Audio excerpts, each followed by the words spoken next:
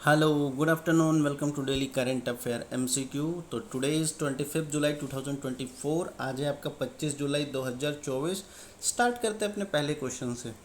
देखो हमारा जो पहला क्वेश्चन है वो ये है, कह रहा है कि विष्णुपद टेम्पल जो रिसेंटली न्यूज़ में था, इनमें से कौन सा स्टेटमेंट सही है इसको लेकर के। ठीक है, तो आपका जो पहला स्टेटमेंट कहता है it is located on the bank of the Phalgu river in Bihar dedicated to lord Vishnu. ठीक है। सेकंड स्टेटमेंट कहता है this temple is named after 40 centimetre long footprint of Vishnu. Third कहता है it was built by the queen Ahilya Bai Holkar of Ahmednagar in 1687।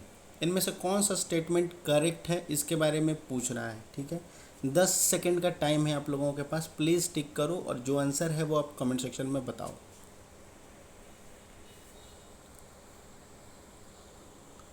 तो इसका सही answer क्या हो जाएगा? इसका सही आंसर हो जाएगा आपका केवल और केवल दो सही है, यानी ओनली टू। यानी फर्स्ट स्टेटमेंट आपका सही है। ये गया में आपका फल्गु रिवर, जो इसको फल्गु रिवर कहते हैं और निरांजना नदी भी कहते हैं दूसरा नाम। ठीक है, तो ये वहाँ पर बसा हुआ है आपका, क्या कह सकते हो, टेम्पल विष्णुपद। और ये 40 सेंटीमीटर फुटप्रिंट ऑफ विष्णु के कह सकते हो कि वो टेम्पल है इसलिए। लेकिन ये जो बनाया गया था ये ऑफकोर्स अहिल्या बाई होलकर के द्वारा ही बनाया गया था, लेकिन आपको 1687 में नहीं बनाया गया था, 1787 में बनाया गया था। ठीक है, तो ये आपका थर्ड स्टेटमेंट गलत हो जाएगा। ठीक है, देखो आपका क्या कहता है।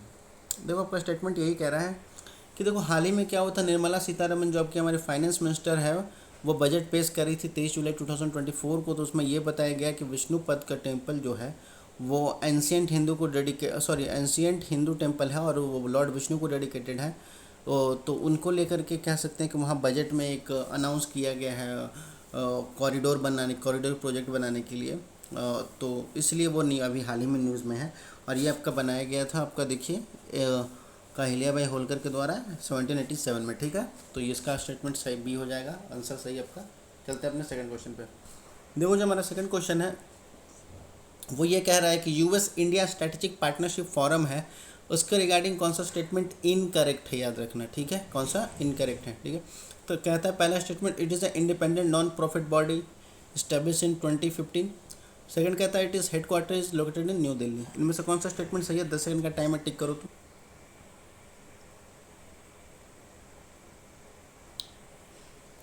देखो इसका सही स्टेटमेंट जो हो जाएगा वो हो जाएगा सी, यानी 1 और 2 हो जाएगा। ठीक है, और दोनों का दोनों स्टेटमेंट आपका क्या हो जाएगा?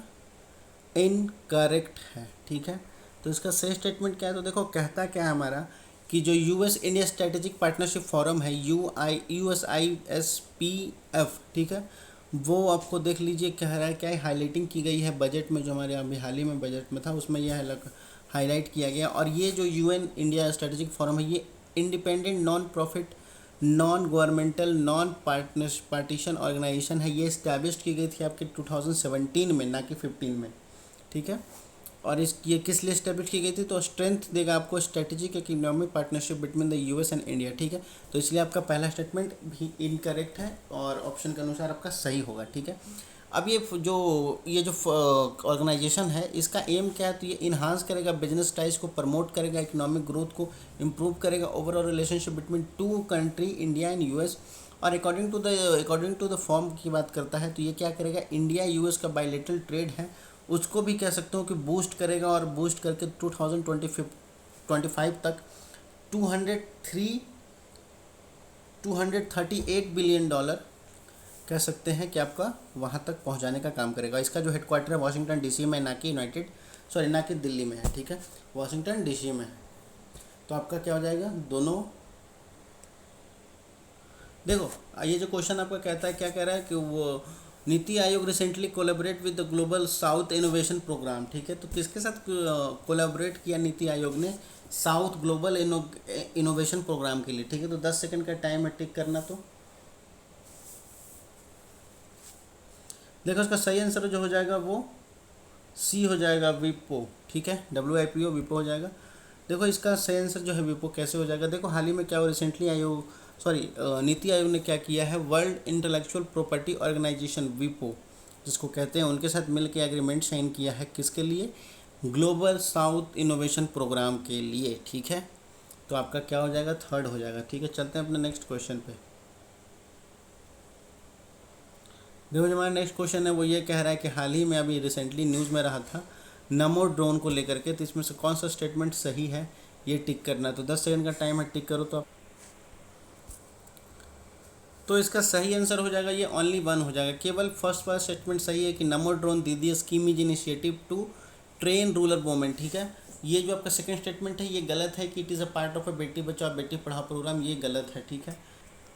ये कौन सा, एक सेकंड, हाँ ये कौन सा आपका प्रोग्राम है इसके अंडर आता है। देखो तो ये जो प्रोग्राम है ये आपका क्या आता है, सशक्त नारी विकसित भारत प्रोग्राम के अंडर आता है, ठीक है। और ये जो नमो ड्रोन प्रोग्राम है ये प्रोवाइड करता है, एम्स है इसका जो एम है वो क्या है, 15,000 इल सेलेक्टेड वोमेन को सेल्फ हेल्प ग्रुप के द्वारा 2023 से 24 तक उसको एम क्या किया गया है कि नमो ड्रोन दीदी स्कीम के द्वारा उनको सिखाया जाएगा ड्रोन इनिशिएटिव के लिए, ठीक है। तो ये रहा आपका, इसका फर्स्ट आंसर हो जाएगा, ठीक है। तो रखते हैं आज तक के करंट अफेयर के लिए यहीं तक, ठीक है। वीडियो अच्छी लगी तो लाइक एंड सब्सक्राइब कर लीजिएगा। पढ़ते लिखते रहिए, धन्यवाद, that's all, thank you all.